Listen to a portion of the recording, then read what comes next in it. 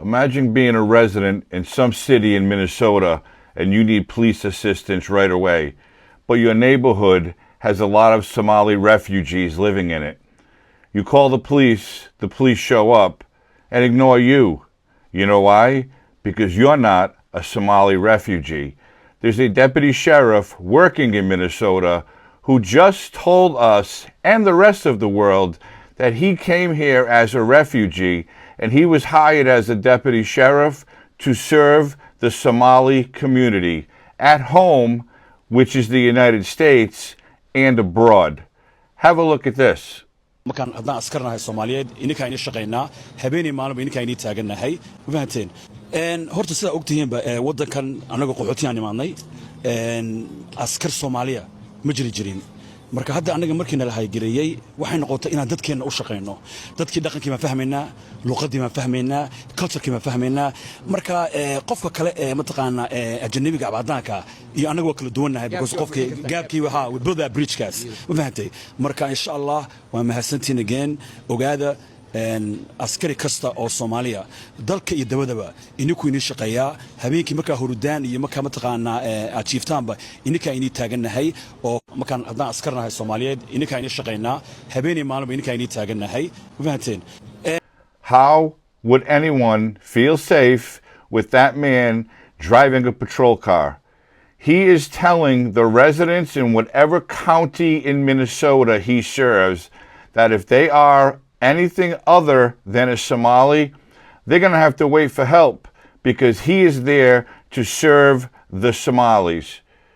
He would do it in his own country and he would do it in the United States of America. When you're hired as a law enforcement officer, you are hired to serve and protect everyone.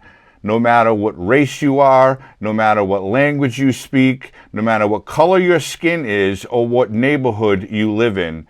But this deputy sheriff, who to me should be immediately pulled off the street and you either change your ways and you protect everyone equally, or you are terminated and you will never work as a law enforcement officer ever again.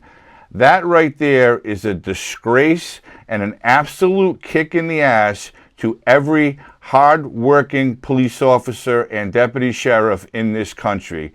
This man came here, wanted to be a cop, and became one, and it's not easy, believe me. It's a long process to become a police officer or a deputy sheriff, and he made it through everything. Well, we think he made it through everything. After all, Minnesota is the new Somalia. But he is on the street, sworn to protect and serve. And in that little clip, in that interview, he told you he is going to protect the Somali people first. And this man is getting a paycheck from the taxpayers of the state of Minnesota, and again, whatever county he works in, to be on the street fighting crime, arresting criminals.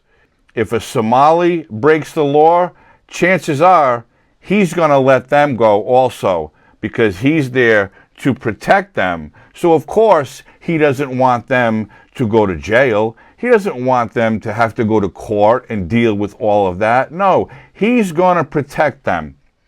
Well, protect them from what?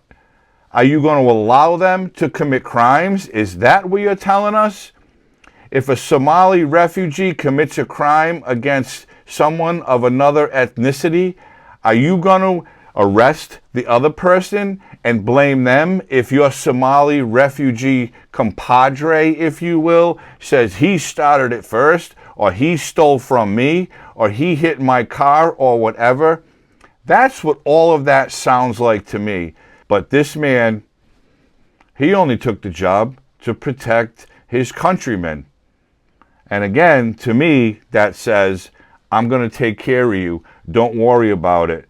If you commit crimes and I show up first, you're going to be all set. No trouble for you.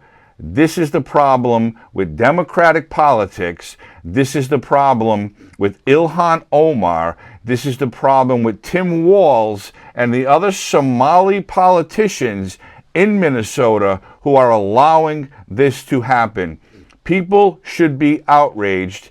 And if people want to protest, they should be protesting something like this. A refugee becoming a cop says he wants to protect his home country's people first. Right off the bat, you're disqualified. Give me your badge and gun and take a walk, and you will never work as a police officer again. What is happening in this country with these Democrat politicians? They're allowing this to happen. This man is on a news station telling people what he is going to do, and no one has a problem with it. This shit right here has to end because it's getting way out of control because, again, we all know Minnesota is the new Somalia.